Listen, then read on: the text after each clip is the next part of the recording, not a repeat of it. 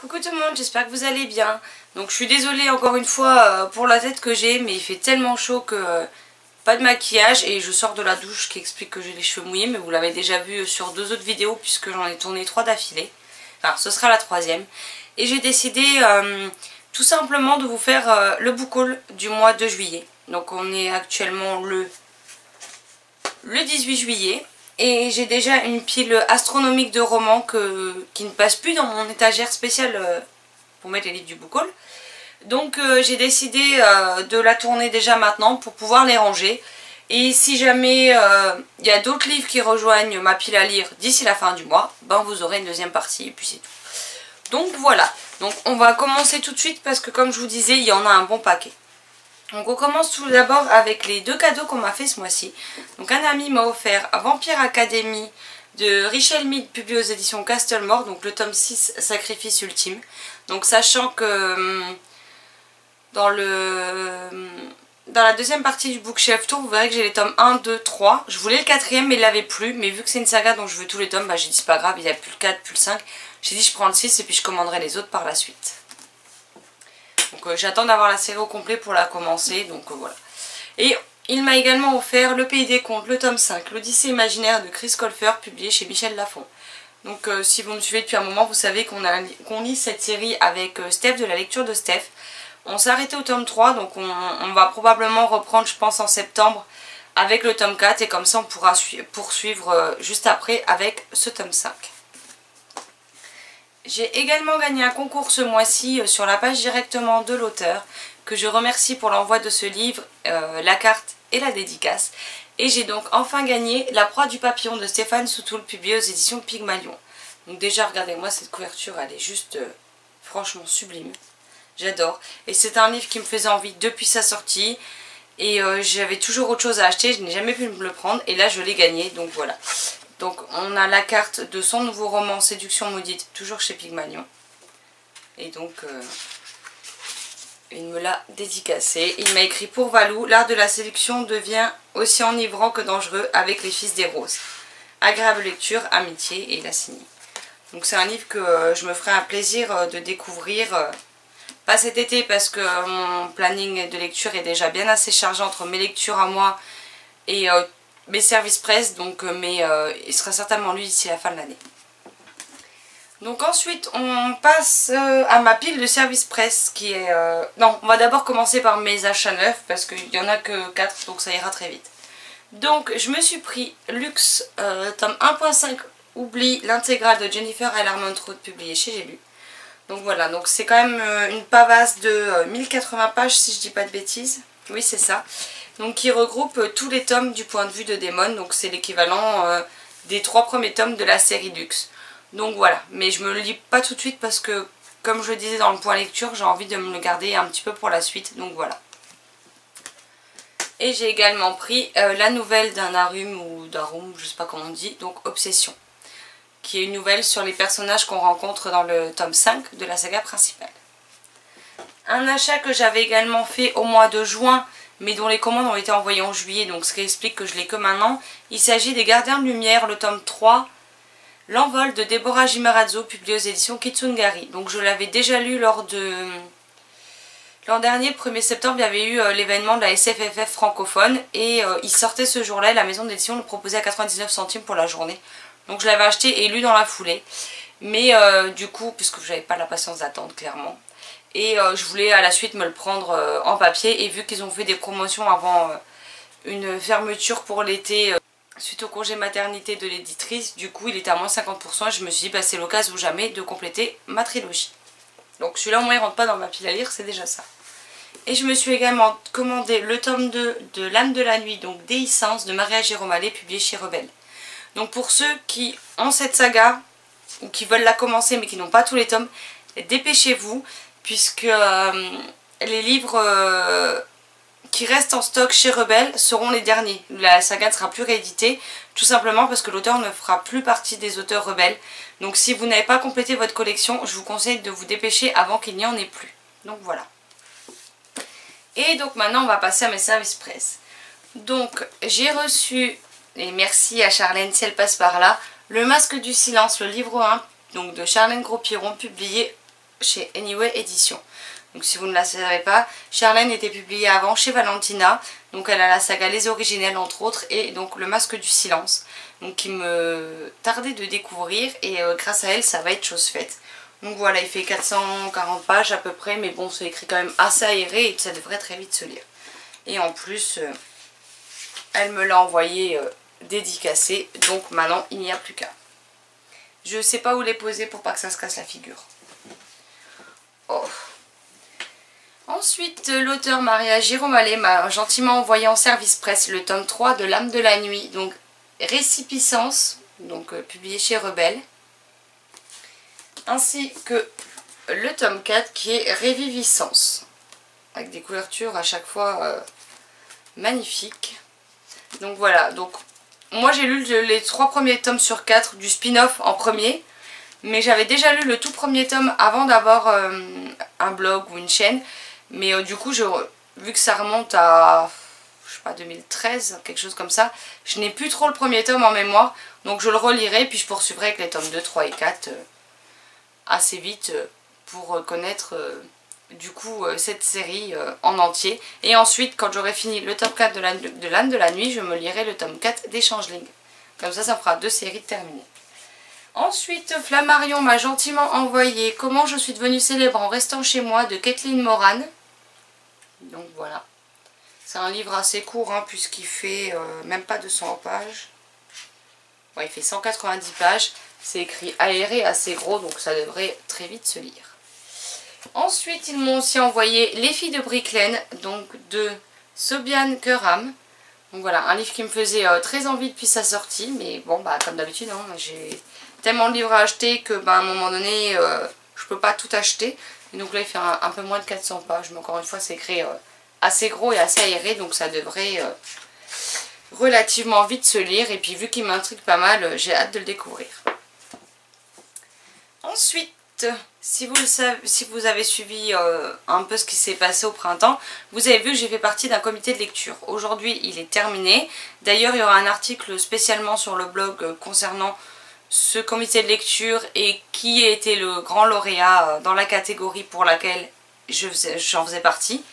Et ils ont décidé de continuer de travailler en fait avec les personnes de ce comité-là, enfin de cette catégorie du comité, parce qu'il y avait plusieurs tranches d'âge différentes. Et donc du coup on m'a envoyé des épreuves non corrigées. Donc je remercie Virginie si elle passe par là. Et donc j'ai reçu Storm Sister, Le Monde Englouti. Donc si j'ai bien compris c'est un premier tome de Minty Das, publié aux éditions Robert Laffont dans leur collection Air Jeunesse. Voilà. Donc on voit que c'est des épreuves non corrigées puisque voilà, il n'y a pas de résumé, il n'y a rien. Mais apparemment c'est avec des pirates filles.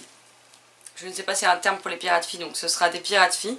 Et ça peut être très sympa, très rafraîchissant et au moins ça changera un peu. Donc voilà.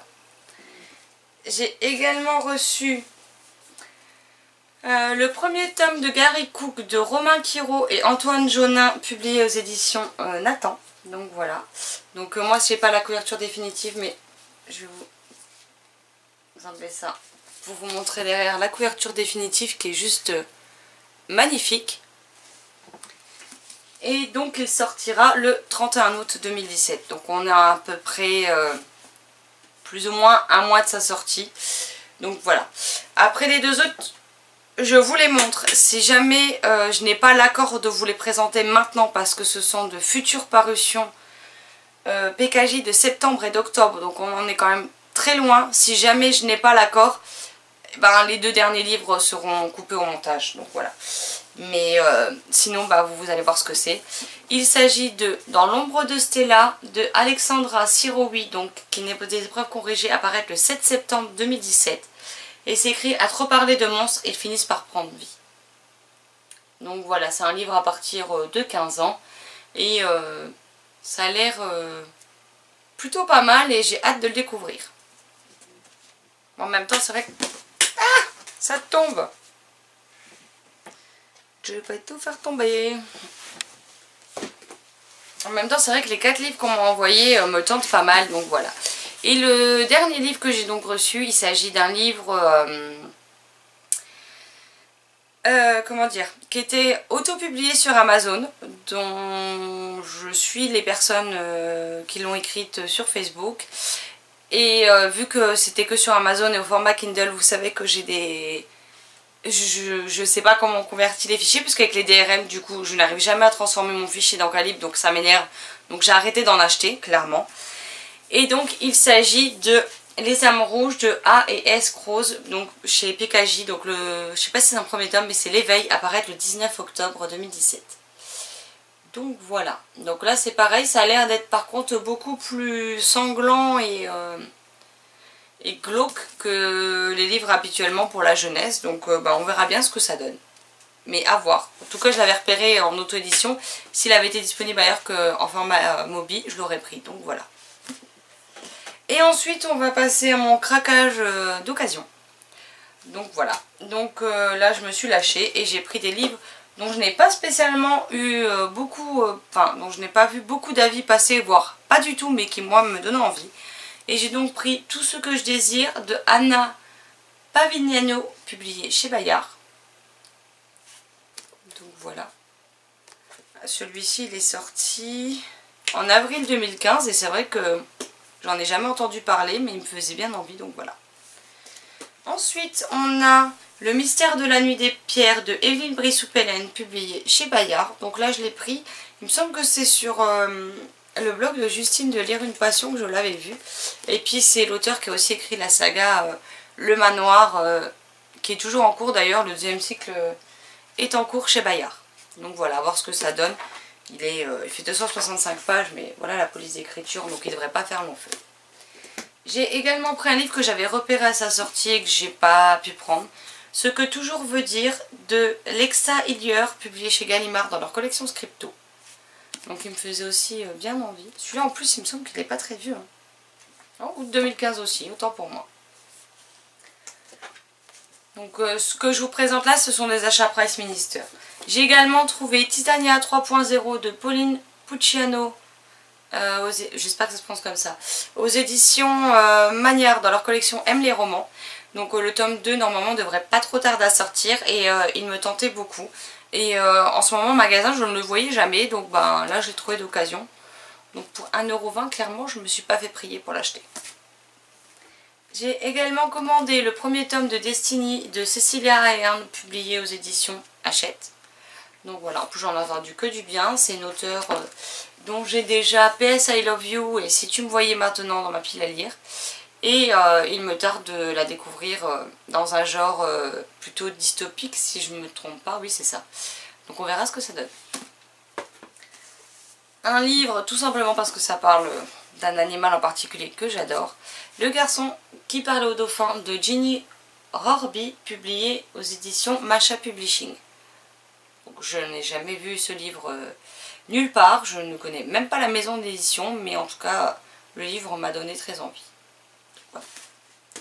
Ensuite j'ai également pris L'année du rat de Claire Furniss, publié chez Hachette. Donc voilà. C'est une histoire qui promet d'être assez poignante et on verra bien ce que ça donne. Ensuite, en plus je viens d'aller les chercher aujourd'hui, j'ai trouvé Il était fait pour moi de Rebecca Serle au livre de poche jeunesse. Donc ça parle de l'univers de Roméo et Juliette. Donc il m'en a pas fallu plus hein, clairement. Donc il a rejoint ma pile à lire. Je l'avais repéré déjà depuis un petit moment donc je suis contente de l'avoir trouvé. Et j'ai aussi acheté le premier tome, donc Les sorcières du clan du Nord, tome 1, Le sortilège de minuit de Irena Brignul, publié chez Gallimard Jeunesse. Donc c'est un livre qui est sorti sur le premier trimestre de l'année il me semble, et qui était dans mon article sortie livresque qui me faisait envie, donc voilà. Je l'ai payé 5 € je crois, donc il me tarde de le découvrir. Donc voilà, on verra bien ce que ça donne. Hein. Et avec La Vendeuse m'a gentiment glissé un marque-page, mais juste sublime, et j'en ai d'autres de cette collection. Donc c'est Charme et sortilège de Marilyn Veil. J'espère qu'on dit ça se prononce bien comme ça. Donc voilà. Donc j'en ai avec des chats, avec des kitsune, j'en ai avec des licornes aussi, avec des loups, avec des chevaux aussi je crois.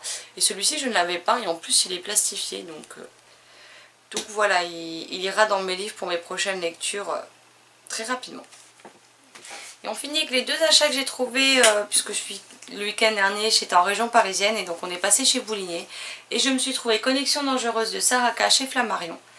Donc c'est une version modernisée en fait des liaisons dangereuses si j'ai bien compris. Donc autant le roman original m'a bien gonflé à l'époque du lycée.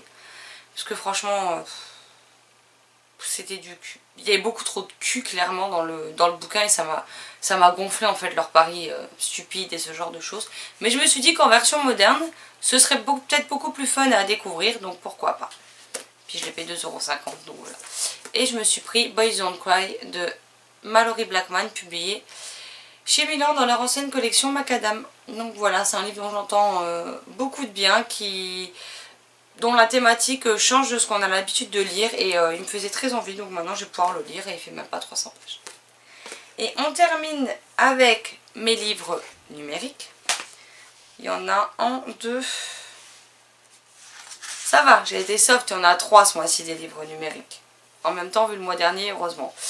Donc j'ai tout d'abord acheté Au-delà des limpes de Mélanie Béranger, si je dis pas de bêtises. De toute façon, vous avez la couverture ici. Publié aux éditions, encore une fois, si je dis pas de bêtises, Plume Blanche. Donc qui était en promotion et qui l'est toujours, je crois, tout l'été à 1,99 €. Donc je me suis dit que c'était le moment ou jamais de craquer et de le découvrir. Ensuite, j'ai reçu en service presse numérique le premier tome d'une nouvelle saga, donc Caché, de Audrey Bellec. Si vous me voyez tourner la tête, c'est juste parce que j'ai mon carnet avec le nom des auteurs. Et les titres surtout. Et le dernier e-book est aussi un service presse numérique. Il s'agit de Voyageuse, qui est le tout dernier roman de Iman Eyitayo, si ça se prononce bien comme ça. Je suis désolée si j'écorche votre nom. Publié aux éditions Plume Solidaire, donc qui est sorti, si je dis pas de bêtises, le 7 juillet. Et donc j'ai beaucoup aimé les deux ouvrages que j'ai déjà lus d'elle, donc c'était avec plaisir que j'ai répondu à l'appel d'offres pour blogueurs en partenariat pour découvrir ce nouveau roman. Donc voilà, ce coup-ci ben, je n'en ai oublié aucun. Et puis comme je vous disais, hein, si jamais il y a d'autres livres qui rejoignent ma pile à lire, même s'il serait temps que ça s'arrête là, hein, et ben vous aurez une deuxième partie et puis c'est tout, hein, on fera comme ça, ce sera plus simple. Donc voilà, n'hésitez pas à me dire si vous connaissez ces livres, si vous avez lu certains de ces titres, ce que vous en avez pensé, si je vous ai donné envie d'en découvrir certains. Et n'hésitez pas non plus à me dire les livres pour lesquels vous avez craqué au mois de juillet. En attendant la prochaine vidéo, je vous souhaite une excellente journée, une belle lecture et je vous dis à très vite en vidéo. Ciao ciao!